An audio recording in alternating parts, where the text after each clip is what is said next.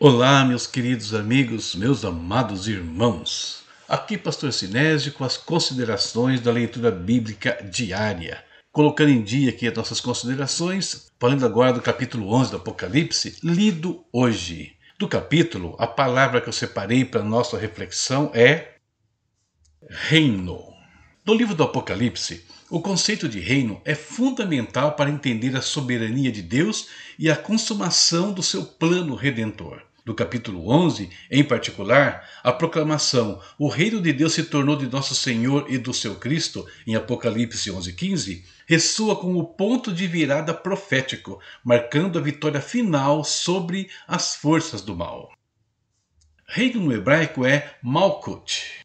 A palavra hebraica para reino, Malkut, é um termo que transcende a ideia de um simples território. Ela se refere essencialmente ao ato de reinar e à autoridade soberana de um monarca. No contexto bíblico, Malkut representa o domínio inquestionável de Deus sobre toda a criação. A ênfase não está no espaço geográfico, mas no poder e no governo exercidos por ele.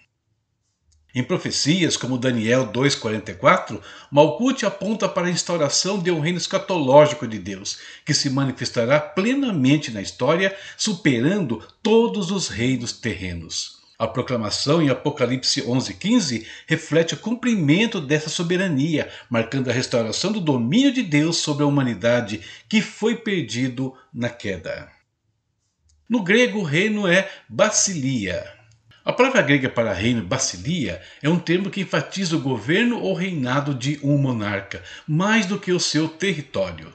No contexto de Apocalipse, basileia se aplica ao governo universal de Cristo, que triunfa sobre o domínio do mal. Essa palavra expressa tanto uma realidade espiritual presente, quanto a futura intervenção de Deus na história, como vemos em Lucas 17:21 e Mateus 16:28. Basileia também se refere à transição do poder terreno para o governo divino eterno. Ela une a autoridade soberana de Deus, o reino onde essa autoridade é aceita com alegria e a ordem final que ele estabelecerá. Embora Basileia seja grego, o seu uso do Novo Testamento está impregnado do conceito hebraico de Malkut, o reinado de Yahvé como rei, visto no Salmo 103:19 e Daniel 7:14. Os profetas previram um dia em que o Senhor governaria decisivamente sobre as nações, por meio do seu Messias ungido. Isaías 9:6-7 e Zacarias 14:9 expressam esse pensamento. E baseado nessas informações e na leitura de Apocalipse hoje, 3 aspectos sobre o reino. Primeiro, paradoxo. A passagem de Apocalipse 11:15 apresenta um contraste nítido entre o reino deste mundo, que está sob a influência do mal, e o reino eterno de Deus e do seu Messias. Segundo, cumprimento profético. A cena descrita no capítulo 11, com as 2 testemunhas e a 7ª trombeta, sinaliza o início da consumação final. A proclamação do reino é a realização de todas as promessas proféticas.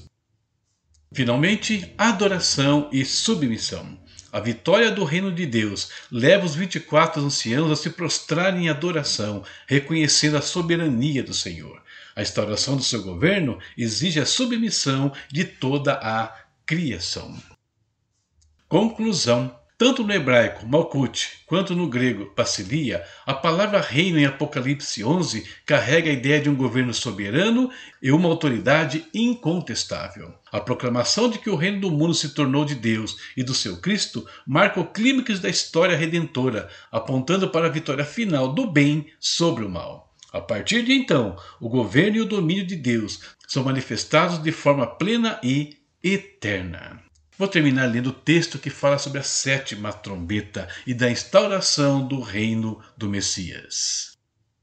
E o 7º anjo tocou a sua trombeta, e houve no céu grandes vozes que diziam: os reinos do mundo vieram a ser de nosso Senhor e do seu Cristo, e ele reinará para todo sempre. E os 24 anciãos, que estão assentados em seus tronos diante de Deus, prostraram-se sobre os seus rostos e adoraram a Deus, dizendo: graças te damos, Senhor Deus Todo-Poderoso, que és e que eras, que tomaste o teu grande poder e reinaste.